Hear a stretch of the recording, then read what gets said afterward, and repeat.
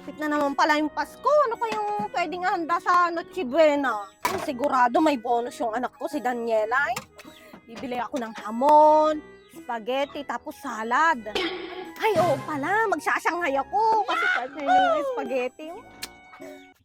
Oh, Nay, mukhang masaya ka ngayon ha. Oo na, kasi alam mo na, magpapasko, tsaka yung bonus mo ha.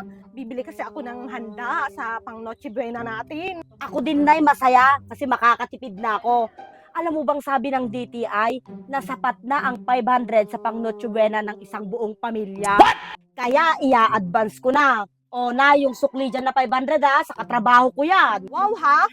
500? Sino ba yung DTI na nagsasabing kakasya yung 500 sa pang Noche Buena? Ay, saan nakatira yan?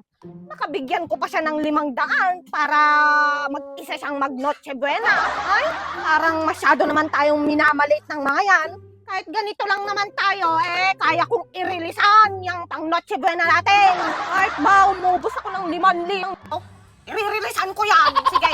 Sabi na nga sa balita, Nay, tsaka kalat yan sa Facebook. Kaya itong 500, okay? Hindi kakasya yan. Dagdagan mo yan. Sa'yo pa nga lang kulang na yan.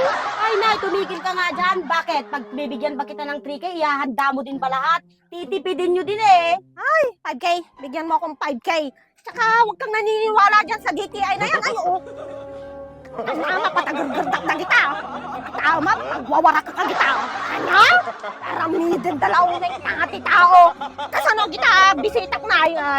Di na sila nakakain ng salad niyan. Kina, ano yung 5K dyan? Itang malaki din naman yung bonus mo akin at mamamalang kinako. Ay, hindi, Nay. Sasakto kong 24 ang pagbibigay sa inyo. Baka waldasin nyo lang sa wala. Ay, hindi! Sa 23 mo ibigay, ayokong mag-rush hour.